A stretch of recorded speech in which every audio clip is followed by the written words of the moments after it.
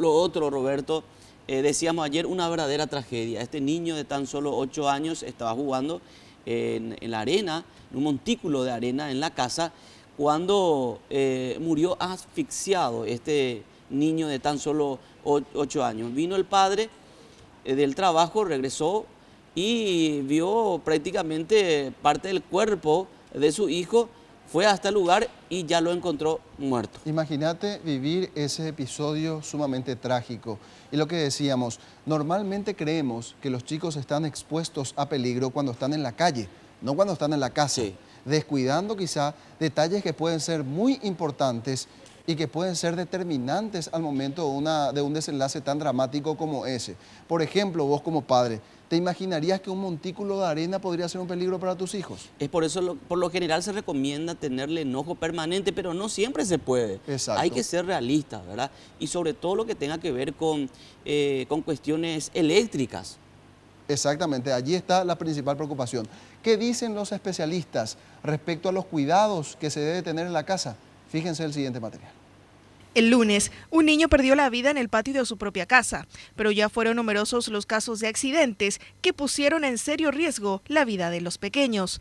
Entre los más habituales se encuentran las electrocuciones por la introducción de objetos en los enchufes y tomacorrientes, las quemaduras por planchas, agua caliente en la cocina y caídas de escaleras, por lo que son entre los primeros aspectos a tener en cuenta, según expertos de la Secretaría de la Niñez. Si estamos cocinando, si estamos hirviendo agua, hacerlo en las hornallas del fondo, o si estamos cocinando algo en una sartén, que el mango de la sartén quede hacia adentro, entonces cosa que el niño no manotee, no quiera tocar y eso se le venga encima. Hay veces que tenemos tomas corrientes que están muy abajo, muy al alcance de los chicos, donde los chicos pueden meter un juguete, pueden encontrar un destornillador, o incluso dejamos el cargador del celular desenchufado y los chicos están jugando a enchufar. De repente a veces decimos, ay, bueno, compro suelto un detergente o un limpiavidrio y lo cargo en una botellita de gaseosa y el niño termina pensando que es un jugo, una gaseosa o algo y toma.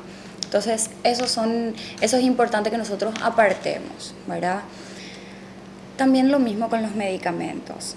Los casos de ahogamiento también son bastante habituales, incluso en viviendas donde no existen grandes piscinas. Los niños hasta los 2 años aproximadamente tienen mucho peso en la cabeza, ¿sí? Entonces es muy frecuente que ellos se vayan para adelante y que les cueste tomar ese impulso para enderezarse. Entonces, a veces se producen accidentes de los niños que se terminan ahogando en baldes, en piletas que tienen esto de agua. ¡Eso! Y para conocer precisamente acerca del cumplimiento de estas recomendaciones, acudimos a un hogar promedio para saber cuáles son efectivamente los cuidados que se tienen en cuenta habitualmente en el hogar. Carolina Arévalo se encarga del cuidado de los 2 niños de la casa, además de ocuparse del aseo y la elaboración de las comidas. Sin embargo, encuentra la forma de evitar los peligros. Yo le traigo a un lado para todos sus juguetes y ahí que se sienten a jugar mientras yo voy a cocinar y así. O ellos juegan en un lado mientras miran su dibujito y eso, yo empiezo a cocinar todo rápido para que no estén tan cerca de la cocina. Y más la escalera y eso y el enchufe, ¿verdad? Porque a esta edad eso es lo que más quieren tocar, subirse a la escalera,